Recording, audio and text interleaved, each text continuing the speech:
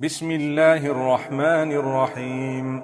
تبارك الذي بيده الملك وهو على كل شيء قدير، الذي خلق الموت والحياة ليبلوكم أيكم أحسن عملا، وهو العزيز الغفور، الذي خلق 7 سماوات طباقا ما ترى في خلق الرحمن من تفاوت، فارجع البصر هل ترى من فطور، ثم ارجع البصر كرتين ينقلب إليك البصر خاسئا وهو حسير. ولقد زينا السماء الدنيا بمصابيح وجعلناها رجوما للشياطين وأعتدنا لهم عذاب السعير. وللذين كفروا بربهم عذاب جهنم وبئس المصير. إذا ألقوا فيها سمعوا لها شهيقا وهي تفور، تكاد تميز من الغيظ، كلما ألقي فيها فوج سألهم خزنتها ألم يأتكم نذير؟ قالوا بلى قد جاءنا نذير فكذبنا وقلنا ما نزل الله من شيء إن أنتم إلا في ضلال كبير. وقالوا لو كنا نسمع أو نعقل ما كنا في أصحاب السعير، فاعترفوا بذنبهم فسحقا لأصحاب السعير. إن الذين يخشون ربهم بالغيب لهم مغفرة وأجر كبير.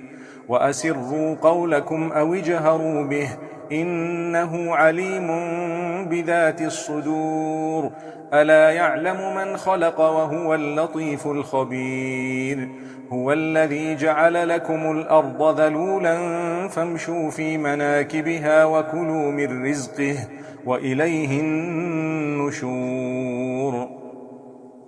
أأمنتم من في السماء أن يخسف بكم الأرض فإذا هي تمور، أم أمنتم من في السماء أن يرسل عليكم حاصبا، فستعلمون كيف نذير. ولقد كذب الذين من قبلهم فكيف كان نكير. أولم يروا إلى الطير فوقهم صافات ويقبضن ما يمسكهن إلا الرحمن إنه بكل شيء بصير. أمن هذا الذي هو جند لكم ينصركم من دون الرحمن إن الكافرون إلا في غرور. أمن هذا الذي يرزقكم إن أمسك رزقه بل لجوا في عتو ونفور. أفمن يمشي مكبا على وجهه أهدى أمن يمشي سويا على صراط مستقيم. قل هو الذي أنشأكم وجعل لكم السمع والأبصار والأفئدة قليلا ما تشكرون. قل هو الذي ذرأكم في الأرض وإليه تحشرون. ويقولون متى هذا الوعد إن كنتم صادقين. قل إنما العلم عند الله وإنما أنا نذير مبين. فلما رأوه زلفة سيئت وجوه الذين كفروا وقيل هذا الذي كنتم به تدعون.